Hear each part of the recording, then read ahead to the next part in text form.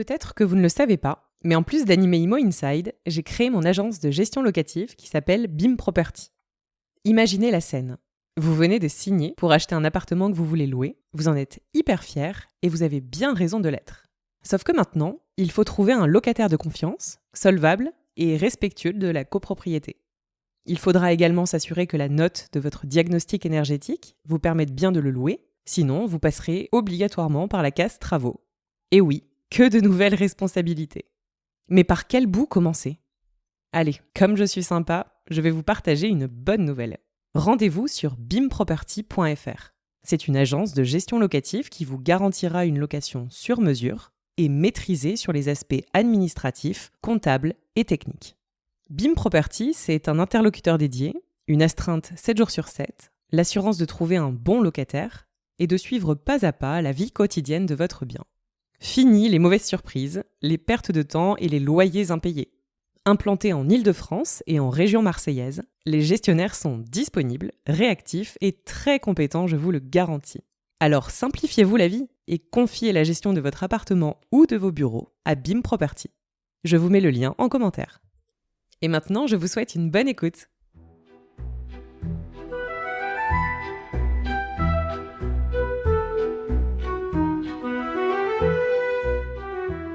Bonjour à vous, chers auditeurs d'Imo Inside. J'espère que vous allez bien et que vous appréciez toujours le format de ce nouveau podcast consacré aux acteurs de l'immobilier. J'ai le plaisir de vous partager aujourd'hui ma conversation avec Nicolas Kadiri, président et fondateur de la société Eureclès, courtier en énergie. Nous avons abordé ensemble les différents sujets qui sont liés à la maîtrise de la consommation d'énergie, aux valeurs que ce jeune entrepreneur veut absolument mettre en avant, qu'il s'agisse de sa relation client ou de sa relation avec ses collaborateurs. Nous avons évidemment intégré la notion d'innovation au sein de son métier. Comment répond-il au quotidien sur les enjeux liés à la transition énergétique ? Et sans plus tarder, je vous invite à écouter ma conversation avec Nicolas Kadiri. Le problème. La porte au plafond, là. C'est ça Non mais j'anticipe. Si vous voulez faire un deuxième étage, paf, vous pouvez parce qu'il y a déjà une porte pour y accéder. Qu'est-ce qui se passe? Un problème de chauffage? Oui, le brûleur est foutu. Ah, monsieur Valcoxis, je suis pas architecte, moi je suis carreleur. Carrelé, je carrèle. Carrelé, je carrele pas. C'est une petite bicoque sans prétention, d'accord, mais elle est très bien conçue, on a passé une soirée formidable. Alors bonjour. C'est le proprio. Pas de pierre, pas de construction. Pas de construction, pas de palais. Pas de palais.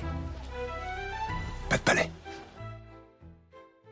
Bonjour Nicolas. Bonjour Cécile. Comment vas-tu ? Très bien, merci et toi ? Écoute, ça va très bien, je te remercie. Je suis vraiment contente de te recevoir aujourd'hui à mon micro sur le podcast Imo Inside. Tu représentes aujourd'hui un métier particulier lié à l'énergie.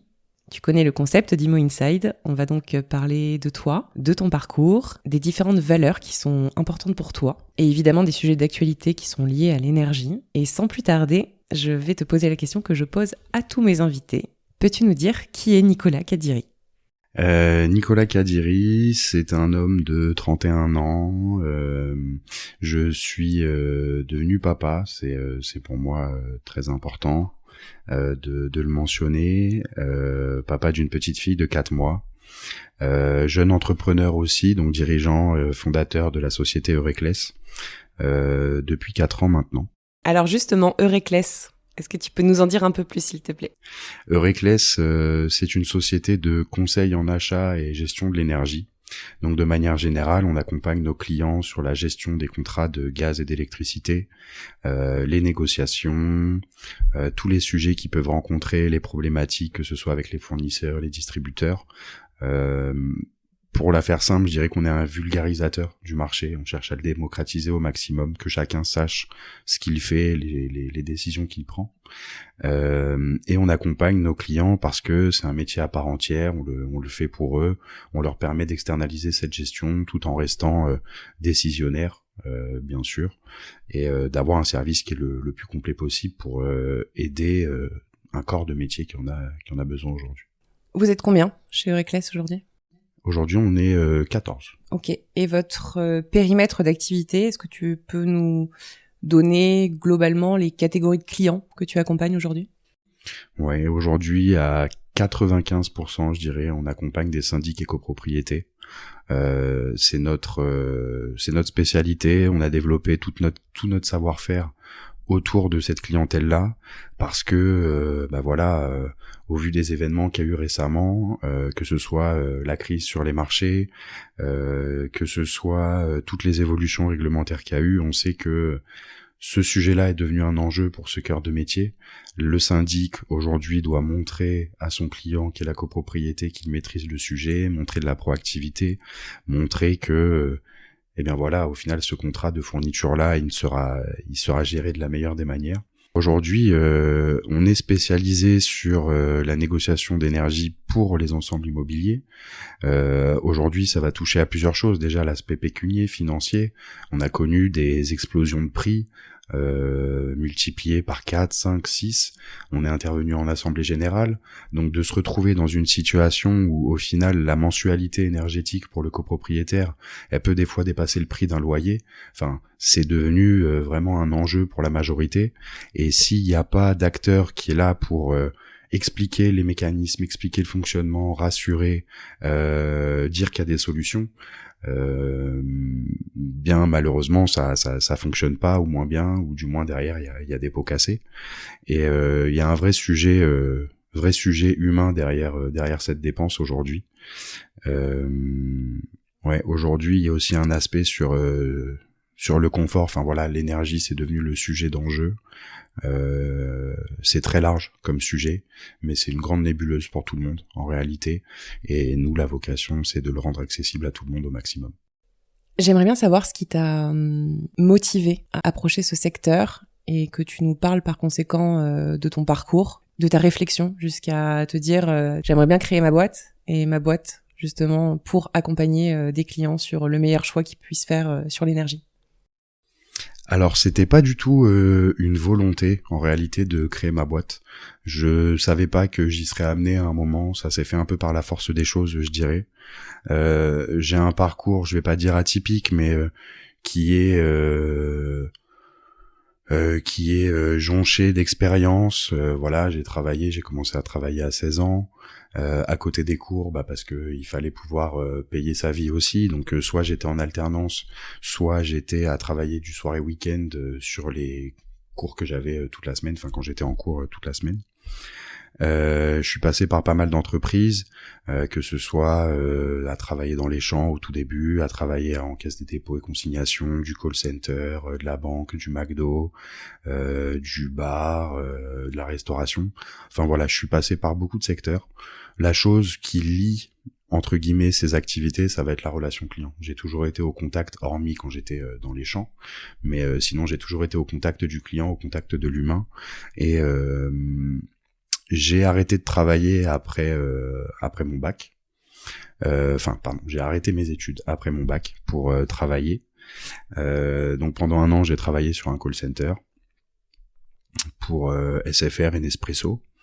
Et au bout de cette année, je me suis dit pour réussir à atteindre mes objectifs dans la vie, et je viens d'un milieu qui est assez modeste, où on faisait attention à nos dépenses, c'était pas évident tout le temps, je dirais, mais comme la majorité des personnes. Et donc c'était la volonté de se dire demain, je vais être tranquille. Je veux pas regarder à la dépense. Bien sûr, j'ai pas des envies de folie, mais juste de dire voilà, si on fait 2 sorties dans le mois ou 3 sorties, on va pas se retrouver à manger des pâtes ou des patates jusqu'à la fin du mois. Et donc je me suis dit le seul moyen au final d'arriver à ça, c'est de reprendre mes études pour pas être bloqué par les diplômes, parce que aujourd'hui on est dans une société où t'as beau avoir toutes les idées, avoir la volonté de faire bien les choses, si tu n'as pas ce papier, eh bien tu te retrouveras au bout d'un moment bloqué. Sauf si tu montes ta société, mais pour moi à ce moment-là, c'était même pas dans le scope. Donc j'ai repris les études. En alternance, j'ai été jusqu'au master, je travaillais au Crédit Agricole sur ma dernière année. Qu'est-ce que tu as fait comme école ? École de commerce à La Rochelle, donc j'ai fait un BTS au tout début, et je suis un peu rentré en école de commerce par une voie détournée, c'est-à-dire que j'ai pas passé de concours et compagnie, je suis arrivé dans une école qui avait changé son mode de recrutement et qui fonctionnait au dossier, à la personnalité. Et je suis arrivé à ce moment-là en licence, en école de commerce, et j'ai été jusqu'au bout, donc jusqu'au master à La Rochelle. Je me suis retrouvé en banque, j'ai travaillé pendant 1 an, et c'est pas une expérience qui m'a plu. En réalité, je me voyais pas du tout évoluer dedans.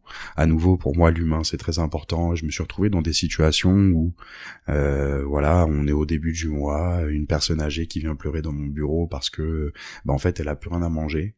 Et dans la banque, malheureusement, et je comprends aussi, c'est pas ma mentalité, mais voilà, c'est la personne est un chiffre pour la banque.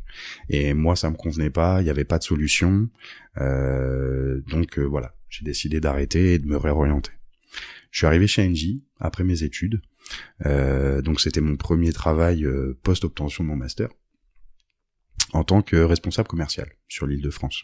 Donc j'avais un portefeuille de clients à gérer en syndic et copropriété déjà à l'époque, et des contrats de gaz et d'électricité à renouveler.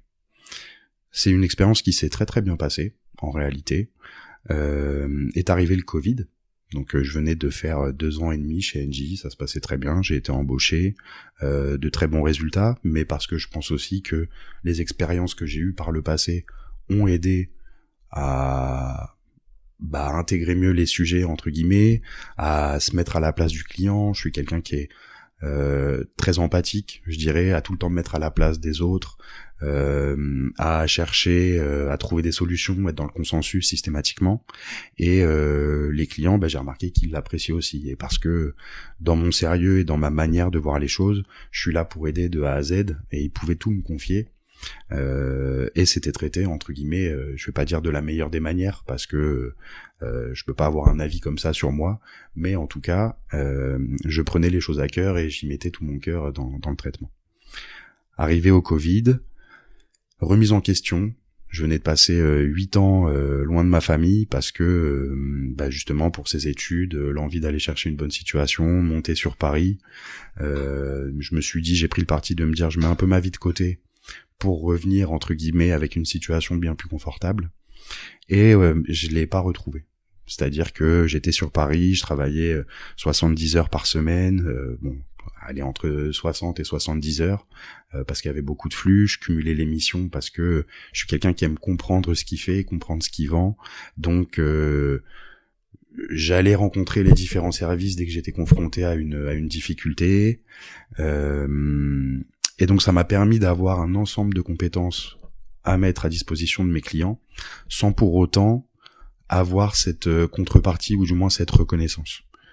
Aujourd'hui, j'ai une grosse reconnaissance envers Engie parce que ils m'ont formé, ils m'ont montré comment ça fonctionnait, ils ont été bienveillants envers moi, mais je me suis retrouvé entre guillemets confronté aux grosses structures et aux limites des grosses structures, sur la valorisation des profils qui sont je dis pas que je suis meilleur qu'un autre, loin de là, mais je pense que j'ai plus de volonté en tout cas à aller faire plus, à aller chercher comment les choses fonctionnent, à vouloir s'en sortir, et je pense que c'est aussi pour ça que ça a aussi bien fonctionné. Et donc arrivé à la fin du Covid, ça a été de se dire voilà, j'ai passé 8 ans loin de ma famille, je travaille aujourd'hui énormément, j'ai de très bons résultats, mais je m'y retrouve pas. Tout simplement, je m'y retrouve pas. Donc ça a été de se dire, voilà, j'avais 27 ans à l'époque, est-ce que je continue comme ça ou est-ce que je fais le grand saut? Je suis pas marié, j'ai pas d'enfant, à ce moment-là ma fille était pas là. Et donc ça s'est fait comme ça, à se dire aujourd'hui c'est soit aujourd'hui ou jamais. Et je vais continuer le métier sur lequel je suis aujourd'hui et qui fonctionne très bien, mais plutôt que de proposer une solution pour un seul fournisseur, je vais travailler pour plusieurs, et comme ça je m'assure que mes clients aient toujours la meilleure solution à disposition. Quand tu es passé du coup d'Engie à cette idée de création d'entreprise, j'imagine que tu es passé par, comme tu l'as signalé d'ailleurs, plusieurs remises en question. Est-ce que tu pourrais nous en partager? Ouais, complètement. C'est un défi perpétuel en réalité. Comme je disais, je suis quelqu'un qui se remet beaucoup en question et qui cherche à s'améliorer en permanence. Et pour la petite histoire, l'année de la création de Reckless 2020, c'est l'année où les prix ont explosé sur les marchés. Et donc, je me suis retrouvé d'une situation où J'étais commercial chez Engie, à réaliser en termes de marge commerciale plus d'1 million d'euros en quelques mois, parce que je faisais de la masse, parce que j'allais chercher des nouveaux clients et compagnie, à une situation où, en tant que Reckless en indépendant, la première année, on a fait 18 000 euros de chiffre d'affaires. Donc, autant dire que ça suffit pas à faire tourner une boîte. Et à ce moment-là, ça a été une grosse remise en question. Est-ce qu'on continue ? Qu'est-ce qui fait que on en est dans cette situation ? On en est là ? Qu'est-ce qu'on pourrait faire pour changer les choses ? Et la chose qui m'a rassuré, ça a été de voir l'engouement des clients auprès de notre accompagnement. Donc effectivement, même si on n'avait pas de signature, parce que contextuellement les prix étaient à la hausse et que tout le monde au début se disait bon bah en fait ça va être très ponctuel, on attend juste que ça redescende, on a commencé à connaître du succès à partir du moment où les consommateurs ont pris conscience que bah en fait non, ça allait pas juste durer 2 mois, et il y a vraiment besoin d'accompagnement et de mettre de la stratégie derrière mon achat d'énergie. Je dirais que ça c'est le premier défi, et le second, ça a été de se retrouver à tout gérer. Au final, au départ, j'étais commercial. Même dans tous les métiers que j'ai occupés, c'était de la relation client, du commercial. Je suis passé dans une situation où, en fait, tu te rends pas compte de tout ce qu'il y a à gérer quand t'es dans une boîte.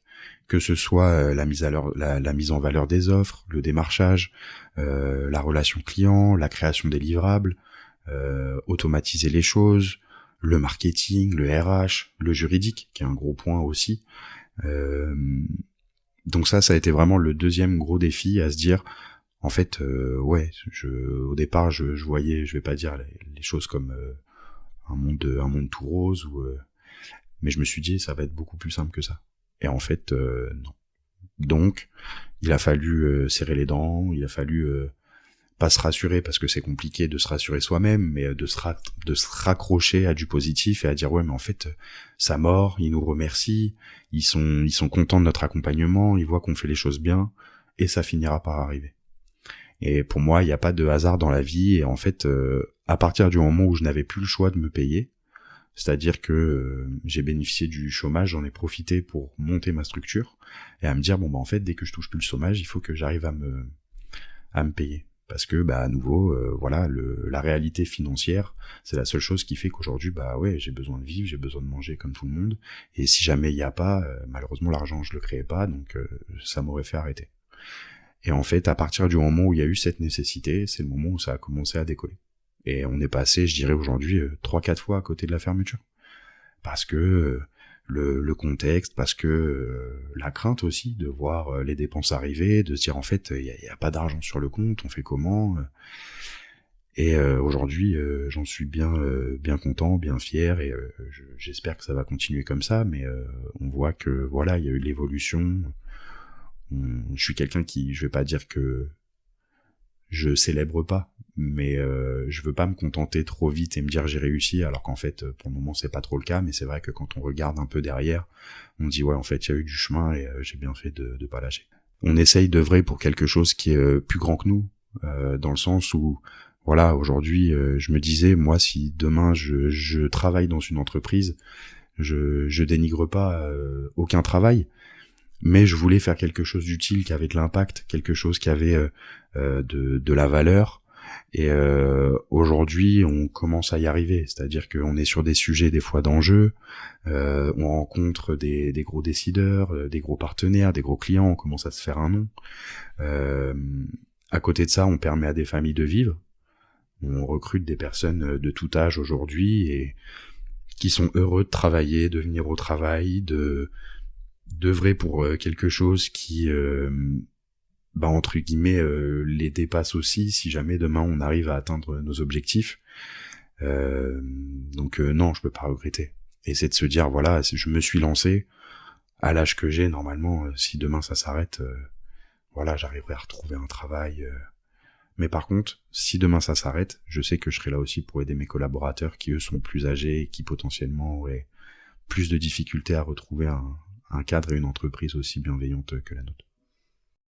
Tu me disais tout à l'heure que tu avais géré les derniers recrutements. Comment tu arrives à avoir ce recul nécessaire pour appréhender la personne et comprendre que cette personne n'est pas en train de te vendre n'importe quoi ? comme tu disais tout à l'heure, comme on le disait, c'est vrai qu'au moment où tu te lances dans l'entrepreneuriat, la création d'une entreprise, en fait, tu vois que chaque corps de métier est un métier à part entière. Sur les recrutements, aujourd'hui, même moi, tu vois, il peut y avoir des entretiens qui ont duré 20 minutes parce que j'ai pas prévu des tests, j'ai pas prévu des exos. Là, dans cette situation, par exemple, vends-moi ce stylo. Enfin, tu vois, je fonctionne pas du tout comme ça. Donc, en réalité, ça paye pas tout le temps, mais il y a beaucoup de feeling. De voir que une personne est attentive, de voir qu'une personne rebondit. Quand elle répond à des questions, c'est pertinent. Ça, tu le vois directement. Quelqu'un qui cherche à broder, tu le vois aussi. C'est pas une chance exacte, ça c'est le gros problème, parce que bah voilà, on s'est déjà retrouvé dans des situations où il y a des collaborateurs qu'on a recrutés et passé 6 mois, 1 an, on s'est dit bon bah en fait non, ça marche pas. Et là, 2 choses. Il faut se faire confiance. Se dire que en fait quand il y a un doute, il y a pas de doute, et quand tu recrutes quelqu'un et que tu as senti quelque chose, c'est potentiellement parce qu'il y a quelque chose. Et aussi de se dire que en fait c'est mon rôle de faire en sorte qu'ils avancent. C'est-à-dire que même sur ce collaborateur qu'on a perdu au bout de 6 mois, un an, en fait en refaisant l'histoire, je me rends compte que ouais en fait même moi j'étais pas au top.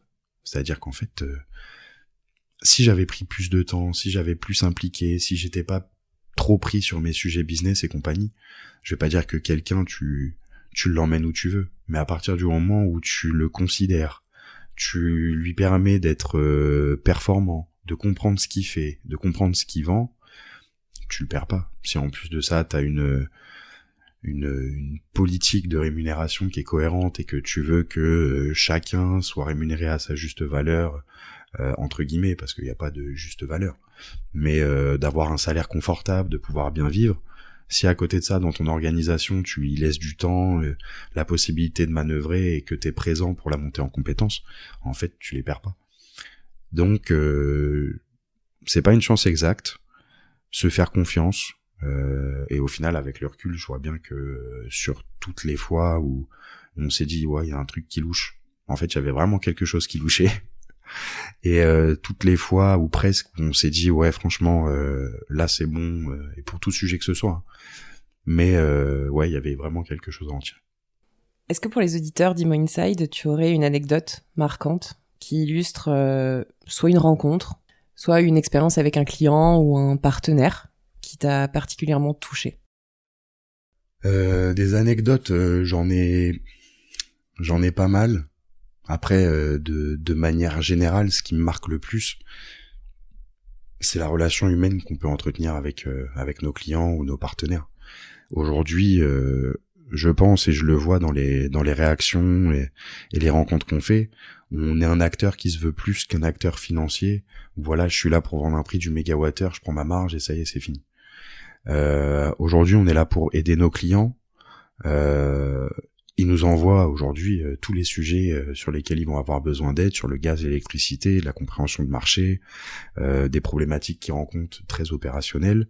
Les partenaires, on s'attache à avoir une bonne relation avec tout le monde, que ce soit nos fournisseurs, que ce soit les prestataires auxquels on peut faire appel. Tous nous disent on aime bosser avec vous parce que enfin vous êtes humains et on n'est pas vos larbins, tu vois. Et de manière générale, je dirais que même moi, je ne m'y attendais pas quand on a créé Eureclès, mais de voir que certaines relations peuvent outrepasser le cadre professionnel, et dans le bon sens du terme, parce que en réalité, si ça outrepasse le cadre professionnel, c'est que déjà la partie professionnelle est bien faite.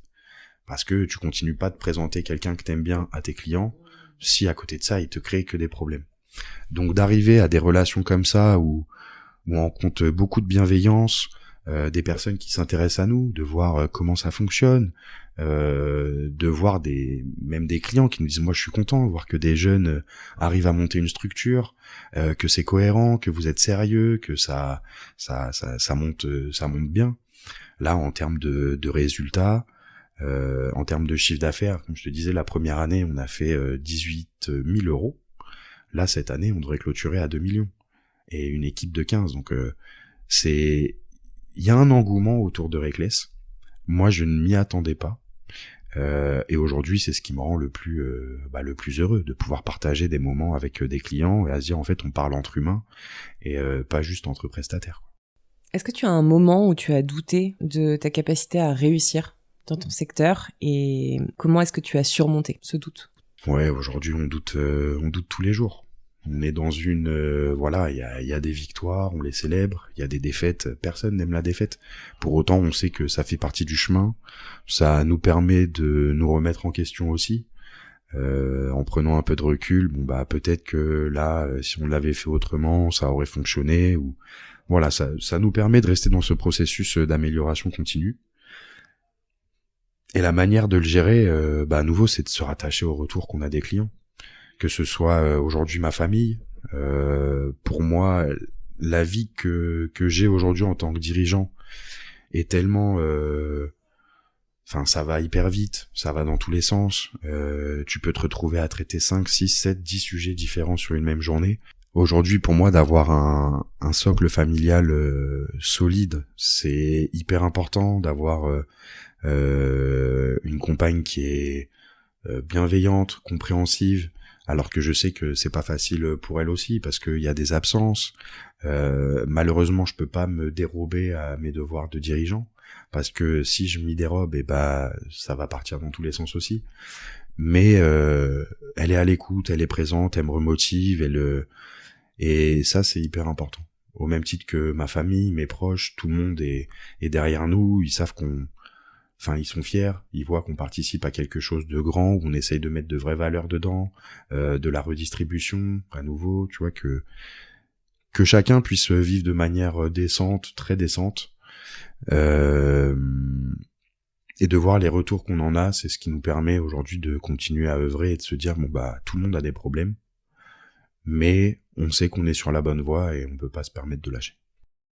Tu parles de ton entourage qui est très important pour toi et je l'entends parfaitement parce que je partage totalement cette valeur. Je sais que tu avais envie de parler de Pablo un peu. Ouais, Pablo, c'est une merveille en réalité ce mec, pour parler vulgairement, mais si Pablo avait pas été là, donc Pablo, pour rappel, c'est mon associé, il a commencé, je l'ai rencontré chez Engie, il était alternant, il vient du 18e, donc il avait pas forcément les codes. Je me souviens encore, petite anecdote, quand il est arrivé chez Engie son premier jour, il avait des grosses lunettes Carrera, il avait rasé ses cheveux parce que la veille ils étaient teints en noir, il avait une grosse boucle de ceinture Versace avec des chaussures Louboutin à pic. Et aujourd'hui, Pablo, il a plus rien à voir du tout avec le Pablo d'avant, et pour autant ça reste la même personne. Et très bienveillant, très malin, très très droit dans ce qu'il fait. S'il avait pas été là, en vrai, moi non plus, je serais plus là parce que il y a eu des moments compliqués, il y a eu plein de moments de doute. Et aujourd'hui, quand je vois, malgré son jeune âge, 26 ans, ce qu'il est capable de faire, la relation qu'il entretient avec tout le monde, l'ambiance qu'il met, sa capacité à prendre sur lui, à toujours avancer, à donner le meilleur, c'est beau, c'est beau. Et c'est une fierté de se dire que je suis entouré de personnes comme ça. Comment aujourd'hui tu arrives à répondre à tous les enjeux de l'énergie et en même temps d'utiliser des nouvelles méthodes de travail comme l'innovation au sein de ton métier? Donc déjà, c'est bien de rappeler que pour notre contexte, on est une entreprise qui fonctionne uniquement sur l'argent de nos ventes. Donc on n'a pas fait de levée de fonds, on n'a pas d'investisseurs tiers, on fonctionne au retour que l'on a de nos clients et à l'argent qui est vraiment généré. Donc ça s'est aussi imposé à nous de se dire que on n'a pas les moyens d'une grosse boîte, donc il faut qu'on simplifie au maximum notre manière de travailler. Et ça rejoint aussi nos valeurs parce qu'on est là pour simplifier l'énergie pour nos clients, la rendre compréhensible. Si en interne ça part dans tous les sens, il y a discordance. Donc ça c'est le premier point. Le deuxième, c'est de se dire que aujourd'hui on s'est organisé en équipe à répartir des tâches entre nous pour un peu comme dans l'idée d'une usine, pour industrialiser la chose au maximum, que ce soit les appels d'offres, que ce soit le suivi des contrats, les courriers de résiliation, le suivi des échéanciers. On s'est dit qu'il fallait faciliter au maximum. Comme tu le dis aussi, vivre en son temps. Aujourd'hui, si on veut pouvoir démultiplier Eureclès et le propager au maximum, on est obligé d'avoir des outils. D'un, on est bien plus efficace. De deux, on évite les erreurs. Et aujourd'hui, on a segmenté les activités au sein de notre activité. C'est-à-dire que sur la partie relation client, on va utiliser un CRM qui s'appelle Salesforce, qui nous permet de gérer toute la relation client, le suivi de nos deals, la création des affaires, des interlocuteurs, des comptes clients. Et on développe aussi notre outil métier en interne. Cet outil métier, il nous permet de gérer toutes les tâches que l'on a en tant que gestionnaire de périmètre énergétique. Donc de suivre les contrats, d'avoir des alertes sur les échéances, de suivre les prix, de faire des tableaux comparatifs. Et aujourd'hui, on se dit qu'on n'a pas le choix, pour une raison aussi dont on a conscience. Notre business model se fait sur la négociation de contrats de fourniture. On fonctionne à la réussite. Si demain on se retrouve dans une situation où les prix réaugmentent à nouveau et qu'on n'a plus de signature, eh ben on n'a plus de revenus du tout. Comme j'ai pu te le dire aussi, on est un acteur qui aide beaucoup ses clients. Et nous, ça fait partie de la volonté, c'est de dire on est là pour aider avant d'aller chercher à faire signer quoi que ce soit. Et donc dans ce cadre-là, comme on a développé une offre qui est complète, on accompagne nos clients sur la souscription auprès d'EDF, sur le service client, les problématiques de compteurs auprès d'Enedis, GRDF. Donc même si on n'est pas capable de faire la démarche pour nos clients parce qu'il faut que ça émane, la demande émane de la part du gestionnaire, on est capable de lui faire gagner beaucoup de temps. Donc on cherche aussi à diversifier nos revenus. Aujourd'hui, on lance sur 2025 d'autres activités qui sont connexes à notre métier, que ce soit sur de la valorisation de C2E, les travaux d'efficacité énergétique, de rénovation, donc la valorisation des aides, le traitement des dossiers, une partie énergie management aussi parce que c'est un sujet d'avenir, et également le développement d'un outil SaaS. Aujourd'hui, on se dit que, en fait, notre métier, on réalise toutes les tâches du gestionnaire sur ce qui peut être amené à traiter sur l'énergie, le gaz, l'électricité, les contrats. Donc, si on automatise nos propres tâches, on automatise aussi ses propres tâches. Et donc, pour chercher à varier nos revenus, sortir un peu de ce côté one-shot de la signature de contrat, même si on travaille sur de la relation long-termiste, la signature d'un contrat, si l'année prochaine ça va chez un concurrent, en fait j'ai travaillé pour rien, ou du moins je l'ai pas renouvelé. Donc c'est un enjeu pour nous, cet aspect digital, à se dire de mettre un outil à disposition de nos clients qui regrouperait tout notre savoir-faire, nos valeurs, la manière dont on fonctionne et les connaissances que l'on a, c'est aussi mettre une valeur entre les mains du client. Et ça se monétise. Et ça se monétise sur une stratégie de masse. Aujourd'hui, on n'a pas vocation à faire des gros coups, on a envie d'être là dans 10 ans. Donc on va aller chercher beaucoup de deals, où on va se rémunérer de manière cohérente, mais on cherche aussi à varier nos revenus tout en conservant cette stratégie de se dire voilà, ça coûtera peut-être 1 à 2 euros par mois et par compteur, donc à la copropriété à l'année ça fait 20 euros par compteur. Si derrière ça te permet d'avoir accès aux tendances marché, aux prix en direct, des alertes, de la fixation, une base de connaissances avec de l'IA, toutes les fonctionnalités liées à la gestion des contrats d'énergie, c'est un petit prix par rapport à la valeur que ça apporte, et ça nous permet, nous, derrière, de valoriser financièrement le travail qui est fourni, qui aujourd'hui n'est pas payé, parce que je me vois pas, moi, aller facturer un client sur je t'ai aidé pendant 2 heures, j'ai appelé Enedis pour toi, je saurais même pas dire combien je coûte à l'heure. Et je pense que je serais pas cher. Mais pour autant, il y a besoin, les clients le demandent aussi, il y a des clients avec qui on développe des liens dans les outils, parce que on gère les entrées-sorties de périmètre, le client perd une copropriété ou il en gagne une, on reçoit une notification directement, on l'intègre dans notre base de données, derrière on suit le contrat, on l'informe au bon moment, les tendances marché, les plans d'action, la totale.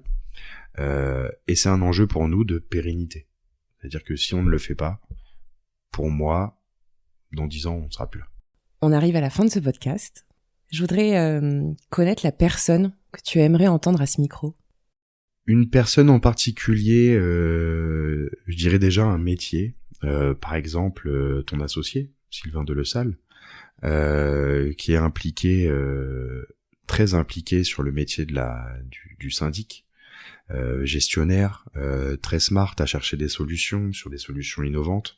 Et pour moi, aujourd'hui, il y a besoin de faire intervenir de bons acteurs sur le syndic. Je le dis souvent à mes clients, j'adore travailler avec vous, parce que j'ai une plus-value, mais pour rien au monde, je ne ferai votre métier.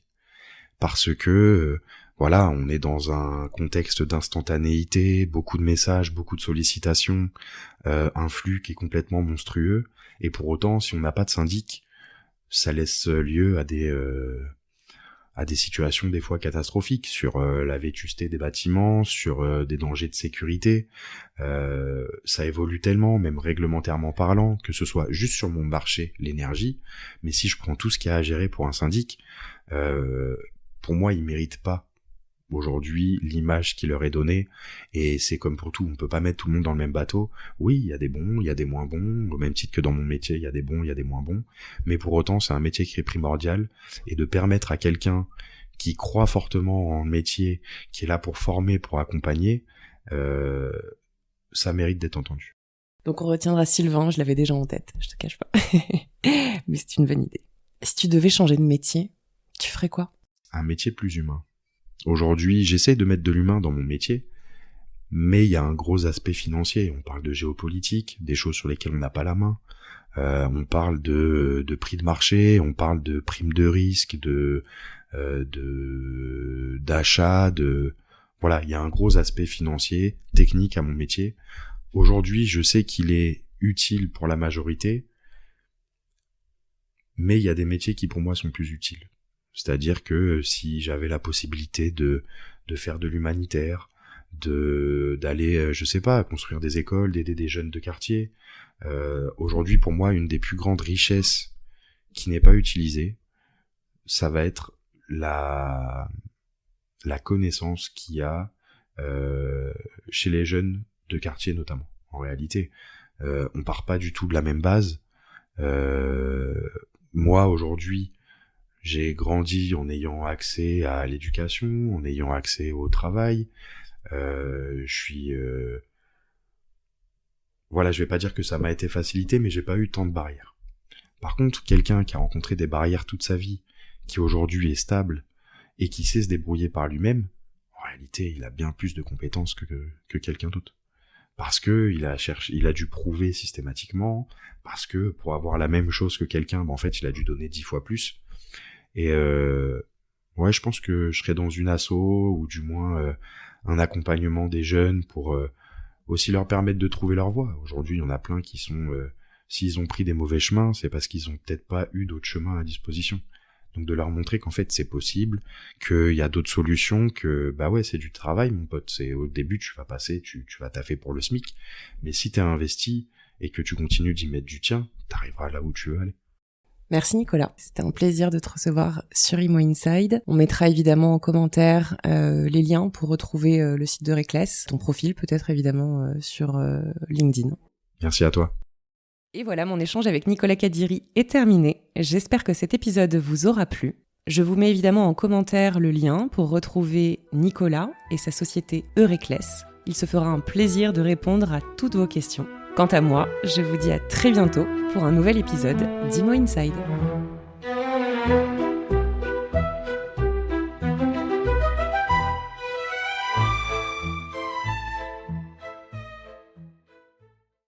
Peut-être que vous ne le savez pas, mais en plus d'animer Imo Inside, j'ai créé mon agence de gestion locative qui s'appelle BIM Property. Imaginez la scène. Vous venez de signer pour acheter un appartement que vous voulez louer, vous en êtes hyper fier et vous avez bien raison de l'être. Sauf que maintenant, il faut trouver un locataire de confiance, solvable et respectueux de la copropriété.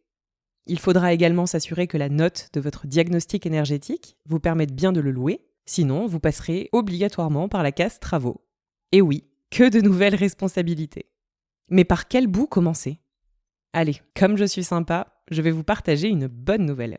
Rendez-vous sur bimproperty.fr. C'est une agence de gestion locative qui vous garantira une location sur mesure et maîtrisée sur les aspects administratifs, comptables et techniques. BIM Property, c'est un interlocuteur dédié, une astreinte 7 jours sur 7, l'assurance de trouver un bon locataire et de suivre pas à pas la vie quotidienne de votre bien. Fini les mauvaises surprises, les pertes de temps et les loyers impayés. Implantés en Île-de-France et en région marseillaise, les gestionnaires sont disponibles, réactifs et très compétents, je vous le garantis. Alors simplifiez-vous la vie et confiez la gestion de votre appartement ou de vos bureaux à BIM Property. Je vous mets le lien en commentaire.